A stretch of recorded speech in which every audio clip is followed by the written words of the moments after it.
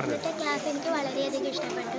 ഈ ക്ലാസ് ഞാൻ മനസ്സിൽ കുറിച്ച് എന്നത്തെ കുറച്ചും കൂടി വെച്ചത് പ്ലീസ്.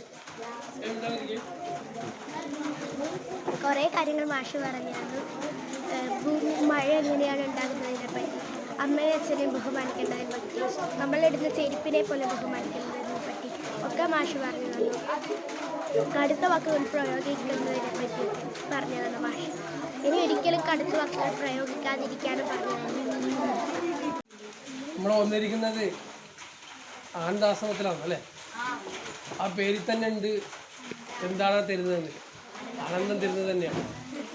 ചിദാനന്ദം. സ്വന്തം അന്തരംഗത്തിൽ നിന്ന് വേണ്ട ആനന്ദമാണ്. അതിലേക്ക് എത്തേണ്ട പടവുകളാണ് സാർ ഇവിടെ നമുക്ക് വിവരിച്ചു തന്നത് അല്ലേ? എങ്ങനെയാണ് നമ്മൾ നല്ല വ്യക്തിയായി ഉയർന്നു വരേണ്ടത് അല്ലേ? ഇതൊരു ആശ്രമം മാത്രമല്ല, ഒരു വിദ്യാലയമായിട്ട് നമുക്ക് കാണാം അല്ലേ? അല്ലേ?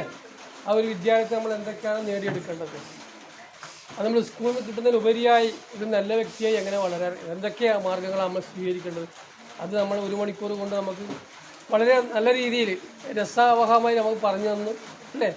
പിന്നെ ധ്യാനാത്മകമായി നമുക്ക് എങ്ങനെ നേടിയെടുക്കാൻ പറ്റും അതും കാണിച്ചു തന്നു. എല്ലാവർക്കും ഇഷ്ടമായില്ലേ? നമുക്ക് ഈ ആശ്രമത്തോടും ഇത് പറഞ്ഞു തന്ന ഗുരുകുല ആചാര്യനോട് നമുക്ക് അങ്ങനെ തന്നെ പറയാം അല്ലേ? ഒരു ഗുരുകുല ആചാര്യൻ തന്നെ പറയാം. നമ്മുടെ ഭാരതീയ പാരമ്പര്യത്തിൽ അവിടെ നമ്മളിത് പഠിച്ചെടുത്തത്. അതുകൊണ്ട് നമ്മുടെ സ്കൂളിൻ്റെ നിങ്ങളുടെ പേരിൽ ഒരു ഹാർദമായ ഒരു നന്ദി പറയണ്ടേ നമുക്ക്? വേണ്ടേ? ഇത് ഈ ദിവസം നമുക്ക് നഷ്ടമായി തോന്നിയിട്ടുണ്ടോ?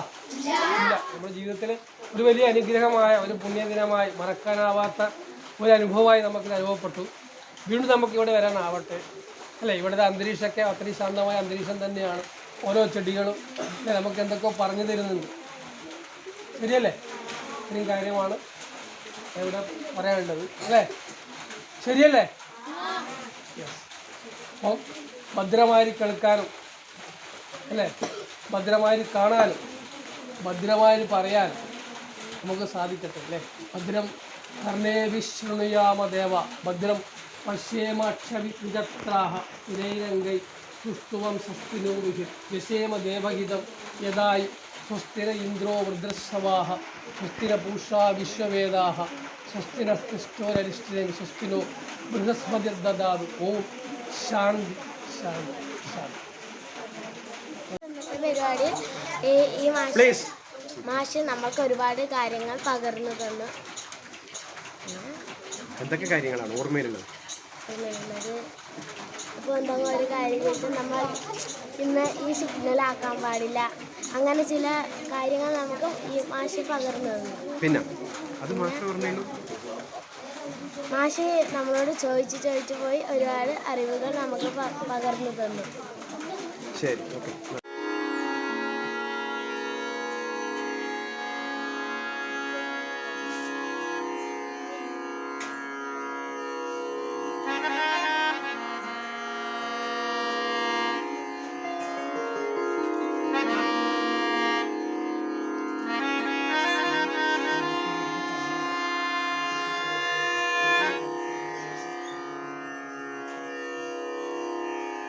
ഭൂപാളി എന്ന് പറയുന്നൊരു രാഗത്തിൽ ഉള്ളൊരു സാധനമാണ് ഞാൻ വായിക്കാൻ പോകുന്നത്.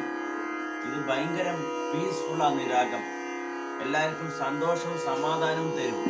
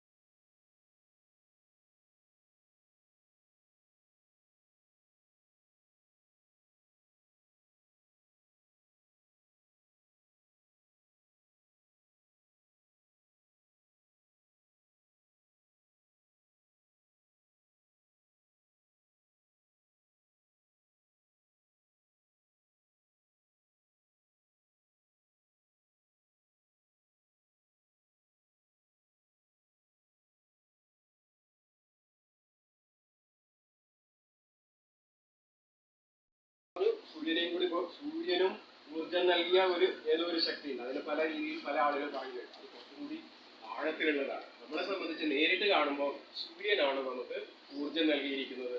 നമ്മുടെ എന്നിലും നിങ്ങളിലുമൊക്കെ, മാധവനിലും മാത്യുവിലും മുഹമ്മദിലുമൊക്കെ നിറഞ്ഞിരിക്കുന്നത് ഒരേ ഊർജമാണ്, ഒരേ സ്രോതസ്സാണ്, സൂര്യനാണ്.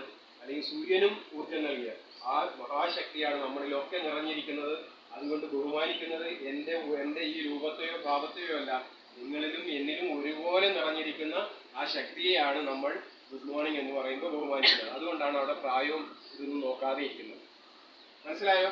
ഇനി ഗുഡ് മോർണിംഗ് പറയുമ്പോൾ മനസ്സിലാക്കണം, നമ്മളെ ഈ രൂപത്തെയും ഭാവത്തെയും അല്ല, നമ്മുടെ എല്ലാവരിലും ഉള്ളിൽ ഒരുപോലെ നിറഞ്ഞിരിക്കുന്ന ഈ ജീവചൈതന്യത്തെയാണ് നമ്മൾ ബഹുമാനിക്കുന്നതെന്ന് നമ്മൾ അറിയണം. മനസ്സിലായോ? അത് മനസ്സിലാക്കിയിട്ടത് ഗുഡ് മോർണിംഗ്. അപ്പോൾ അവിടെ വേർതിരിവുകളില്ല, ജാതി മത ഭേദങ്ങളില്ല, രാഷ്ട്രീയമില്ല, ഒന്നുമില്ല. നമ്മളെല്ലാവരും ഒരു ഉറവിടത്തിൽ നിന്ന് വന്നതാണെന്ന് അറിയുമ്പോൾ നമ്മൾ ഉണ്ടാകുന്ന ഒരു സ്നേഹമുണ്ട്, ഒരു അടുപ്പമുണ്ട്. അതായിരിക്കണം ഇവിടെ വേണം. മനസ്സിലായോ? ഇപ്പോഴും പറഞ്ഞ ഇതൊക്കെ മനസ്സിലൂടെ കടന്നു പോകാം. ഇനി മറന്നു പോവാം. ഒരു പ്രശ്നം ഇപ്പോ ഇല്ലാന്ന് പറയുന്നതിന് ഒരു ശബ്ദം ഉണ്ടാക്കിയത് ഇത് അപകടകാരിയാണ്. ഇനിയിപ്പോ എത്രാം ക്ലാസ്സിലാണ്? 6 ഇനി കുറച്ച് കഴിയുമ്പോൾ നിങ്ങളൊരു ഇന്റർവ്യൂലൊക്കെ ഒന്ന് കുത്തി തലയിലേക്ക് ഇട്ടു, അല്ലെങ്കിൽ മടിയിൽ വിട്ടു, ഒന്ന് നടക്കാം. ശരി, അപ്പോ എന്താ ഇന്റർവ്യൂ എന്ന് വെച്ചാൽ